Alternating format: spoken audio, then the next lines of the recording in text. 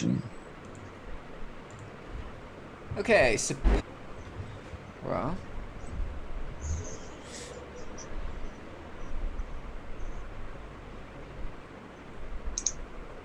Ah, crap.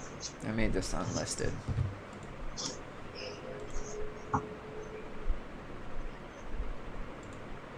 Not a private live stream. Public live stream. Okay.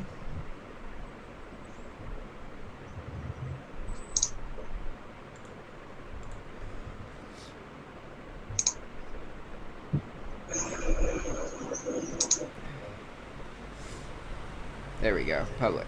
Nice. Okay. What's up, everybody?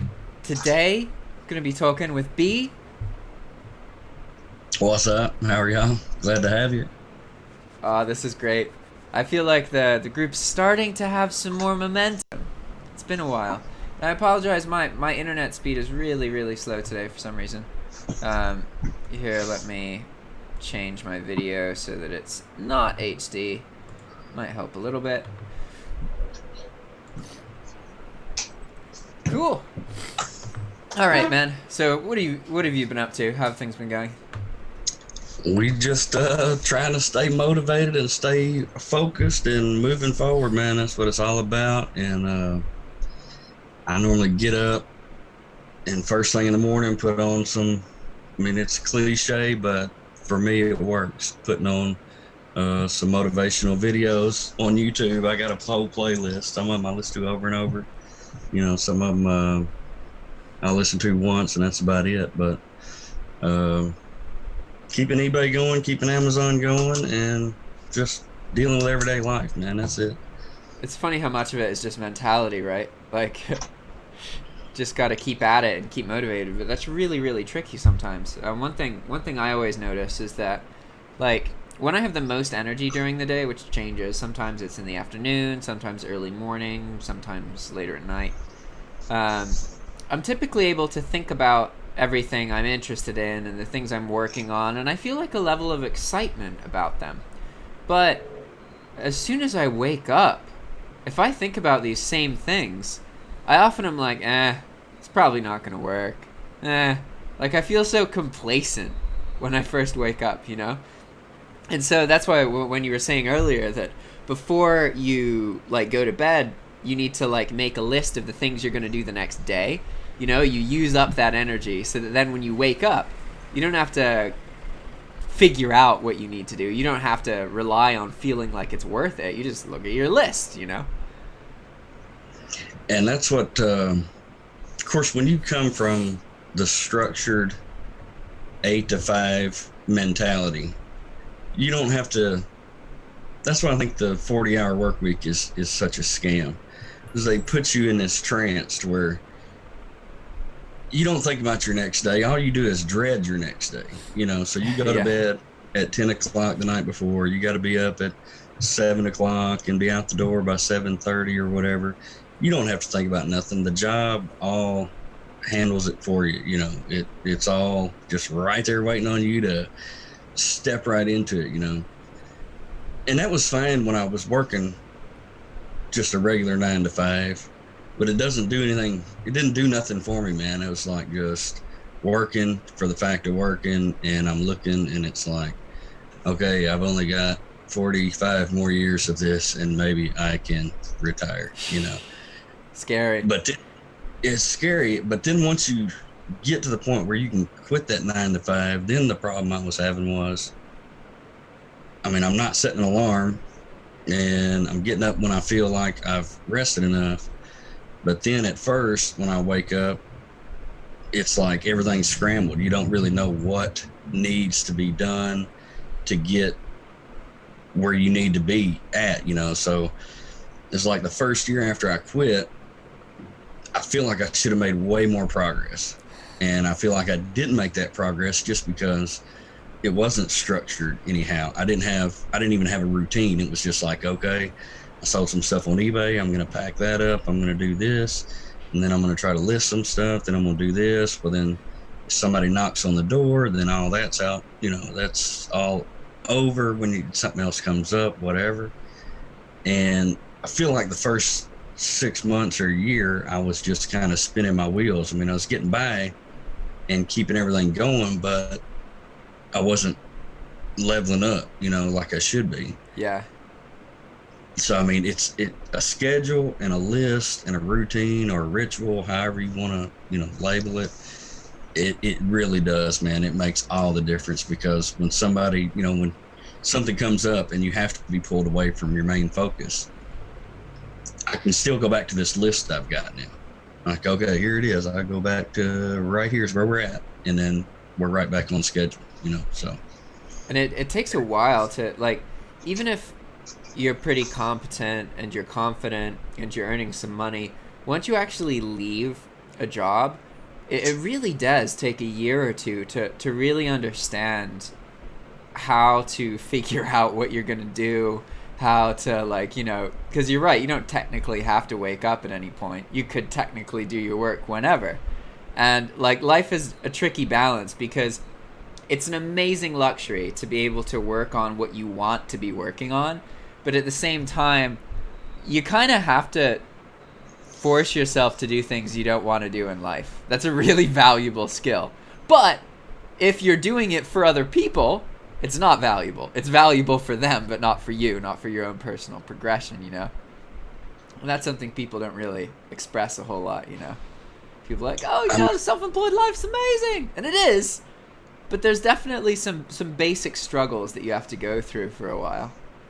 It is. I mean, it's a whole mind shift, because, I mean, when you're working for somebody else, you never really care about, I mean, even if you're a good employee and really care and try to do the right thing and do the best job you can, I mean, you really never care about that job unless you own it.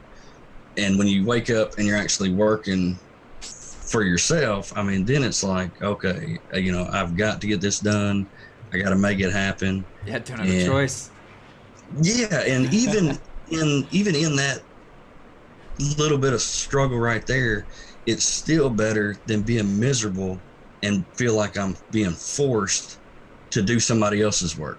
If you're working for somebody else. Yeah. I mean, if you're working for somebody else, you're doing what they want you to do to make them the most amount of money. And they're getting the profit and you're getting the wage.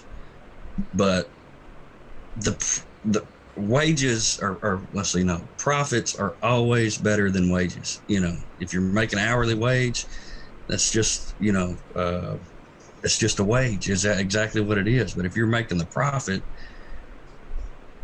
it's that, you're getting the real fruits of the labor, not just a small fraction of it. Yeah, the difference between linear income and exponential income.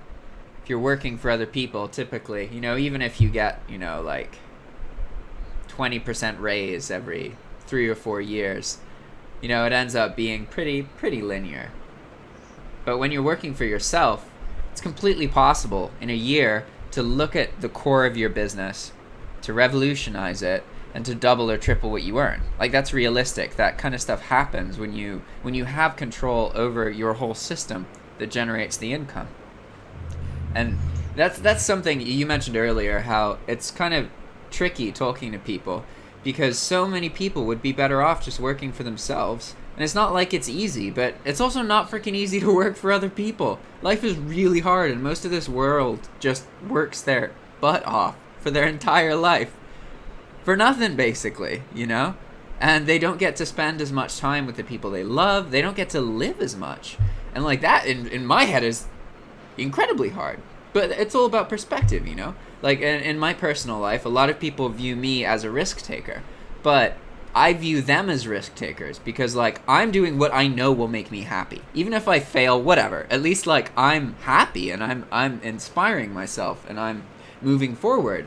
Whereas these other people are relying on other people to provide for them. And, like, that seems like a ridiculous risk to me. You can get fired, you can lose everything, You're never actually safe from risk. And that's what's so tricky about it, is because so many people would really, really benefit from trying to work for themselves and working from home and becoming self-employed, but they don't think I don't know. Like you said, they don't like. They're like, oh, that's a cool idea, and that's it.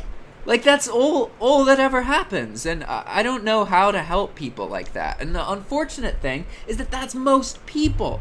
Like I get questions that are just like, geez, in the time it took for you to ask me this question, you could have just Googled it and figured it out, like, immediately. You know, it's really basic stuff, but people are so used to obstacles stopping them.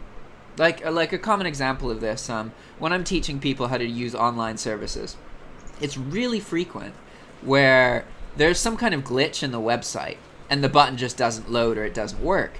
And I can always tell the difference between the people who have it in them and don't. Because the people who don't have it in them, they see it doesn't work and they're like, damn, it's impossible. Can't do it. Whereas the others are like, oh, I'll just try a different internet browser. Oh, look, it worked. Okay, cool. Like, you know, there's often these really simple solutions.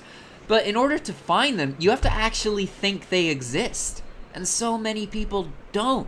And it's a struggle, especially as an educator for these people. Like, it's not about all the information. It's literally about just changing that mentality. But getting people to do that is so tricky. I don't know how to do it, to be honest. Like, I struggle with that. It's crazy. I mean, most people, and it's what bothers me about it so much now that I feel like I'm consistent enough in my online sales and entrepreneurial stuff that now I see people working the 9 to 5 and it just kills me because every day they're complaining about their job, either what's going on or what they're getting paid or what they could be doing with their hours time. And they complain and everybody's working for the weekend and can't wait for Friday and, you know, spend their Friday through Saturday, you know, partying or doing whatever to try to forget about having to go back to work Monday. And it's just like, man, I mean, I just hate for people to live their life in such a negative mindset and hating what they have to do every single day. I mean, and the thing is, it's so simple to change it, especially if you've got a decent regular job. That is the first step, is having a good job. Because if you've got a good job, yeah, you could set everything else up. Yeah, you could set it all up. You can plan your escape. It may take you a year, may take you 2 years. It took me 4 years before I had enough money. Because I mean, I've got kids and bills and, you know, all the stuff that, I mean, if a young person with no kids and no wife or ex-wife, you know, if a young kid living at home gets a good job, man, they can be set up in no time. I mean, you build up a little nest egg of cash and you figure out one income stream that works and just focus on it. You know, anytime you're outside of your 40-hour work week, instead of going and doing something that's not going to do anything to help you, I mean, you do have to sit down and actually put in the time. But man, once you get one thing rolling, it's like, then it just starts to compound and compound. Then you're like, man, there for a while when I was working my regular job, I wasn't even spending any of my regular work check. Like, I would go a week or so without even cashing them because I wanted to see if I could pay my bills, you know, all off of side income.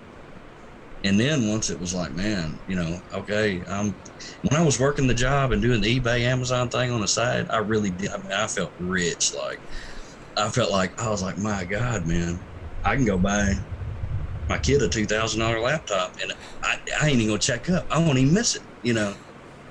And I took my kids all over the place. We went to different concerts and events, and it wasn't like, you know, hey, can I buy this, Dippin' Dots, you know? And I'm, you know, most of the time I'd be like, well, it's $6 for a little bitty cup like that.